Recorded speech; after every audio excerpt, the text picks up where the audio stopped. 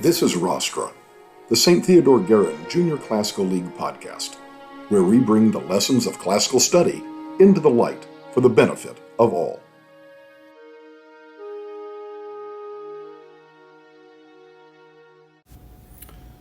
Welcome back to, and I can't believe this, Season 3 of Rostra. This is the first episode of Season 3. I don't know if we ever imagined it would go this far, but it has. And we welcome back Miss Grace Zirkelbach. Grace, good to have you back on Rostra. A topic you've got for us today that I think a lot of people probably have heard about but may not know all the details of. So start us right off. Tell us, what is your topic? My topic is the eruption of Mount Vesuvius. Eruption of Mount Vesuvius. So when you say eruption, obviously that suggests volcano, right? So talk to us a little bit about the where and the when, and then we'll start getting into the kind of the details and why this is such a famous event in history. It happened in 79 AD, and it hit Pompeii, the city of Pompeii, and there was another city, Herculaneum, which is a vacation destination for the rich Romans. Yeah. So you mentioned 79 AD, still antiquity, we consider that, and you mentioned Pompeii, you mentioned Herculaneum. There's actually another town nearby, a lot of people don't realize, called Stabii, but all three were really destroyed in this eruption. Now, natural phenomenon, natural disasters happen all the time. We've got tornadoes, we've got tsunamis, these kinds of things. And while they're all tragic, they don't all rise to the level of historical, I want to say, significance. I don't know that people are going to be talking about a particular, tornado that happened in the Midwest 2,000 years later. So why are we still talking about this? Because this eruption went on for 18 hours, and it covered all three cities in ash and pumice stone, and it killed everyone that was still in there. So quite destructive. And when you stop to think about it, why do you think this brought about such destruction and such loss of life? Well, because there was toxic gas that also came out of the volcano first, and that killed most people first, but if it didn't, then the ashes that would fall on top of them and the pumice stones would come and hit them. So you kind of had this triple whammy of, as you said, the gas, the stones, all of that. And if you think about it, you don't have some of the modern rescue equipment, rescue teams, things to do what we would do today in the case of a modern emergency. You just didn't have that. And so much greater loss of life there.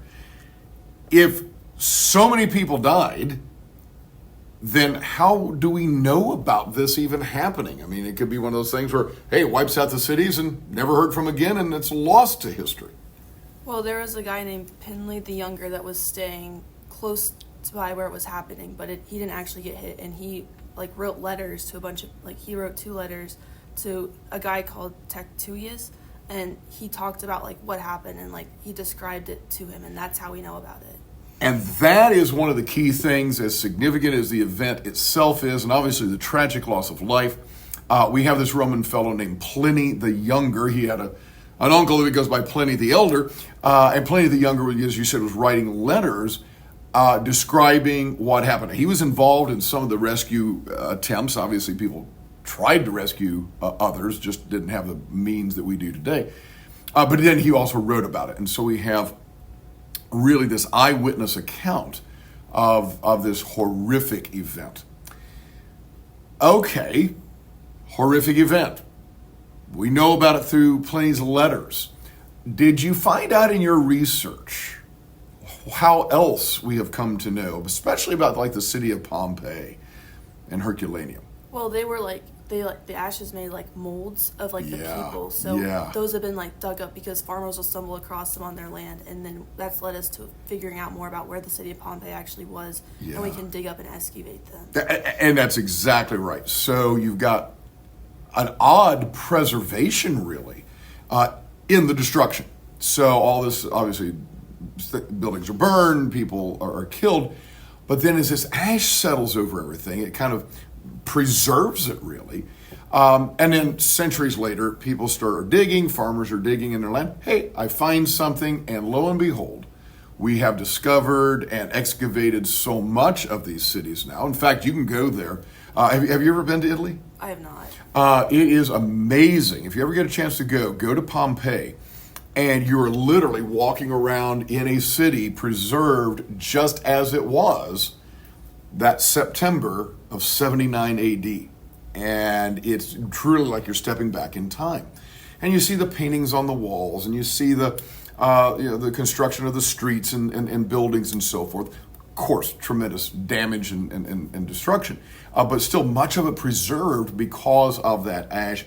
And then you mentioned something interesting, and this is what happens when you record during a day at a school. You get bells that ring. You mentioned something about kind of like molds or explain that with what you're talking about there. Well, so the ashes came down onto these people, and some of them were outside. So the ashes just kind of fell around them, and the people inside couldn't get out. So they just suffered from suffocation. Yeah. And so there's mold. So historians, what they'll do is they'll put stuff in there to recreate what the body looked like, because the body's gone now, and it'll recreate what they looked like when they were dead. Yeah, which is absolutely extraordinary, and you can see many of these casts, these plaster casts, there at Pompeii if you go to visit. You're right, because obviously the organic material of a human body has decomposed over the course of 2,000 years. And so we've kind of shot some plaster down into these molds that have been created by the ash, and it is amazing. You're seeing the position, the exact body position of human beings in the tragic moment of their death 2,000 years ago. And some of it is really quite touching. For example, you can see some instances of, and if you think about this, you'll probably figure out right away what this is, a larger human body that seems to be over or on top of a smaller human body.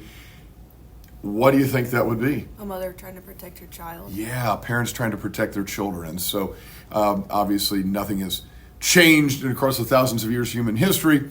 Parents want to protect their children, and so we have that. So it's tremendous. What else? Anything else that you found out about those cities or about the eruption itself? Well, the eruption went on for 18 hours. Yeah, which is, again, extraordinary. And especially if you don't have rescue teams coming in, as we would have today. And for some of the people, you think, well, this is never going to end. Or maybe this is the end of the world. Just the length of time of the eruption is significant. Anything in particular about the cities or the excavations you found that you want to share with us? Not really, but I did find something that is kind of interesting. And Yeah. historians are believing now that earthquakes hit the area of Pompeii in 62 AD, and that's what created the huge eruption, is because it set off the volcanoes, the active volcanoes. Okay. So I'm trying to remember if I read that or that actually might be news to me. But what I like in what you said there is that modern research and technology has helped us understand something about the past. And I'm always saying this. If you have an interest in history, but then you're also interested in the science stuff, you go, well, what can I do with that? The answer is a lot. You can pair multiple interests and really do something with that, say at the collegiate level. And here you've got people who are studying earthquakes and natural phenomena and all the sorts of stuff that we do study today. And then putting that back against this historic event to really try to understand not only what happened then, but also, hey, if that happened then, what can we do to protect against that happening again? So yeah, absolutely fabulous. Well, Pompeii is a huge story. It's a great place to go visit. Strongly encourage that. And a great way to kick off the first episode of Season 3 of Rostra. Hey, thanks for being on the show. Thank you. Thank you for listening to Rostra. You may check out all our episodes on Spotify and follow us on social media at GuerinJCL. That's at GuerinJCL.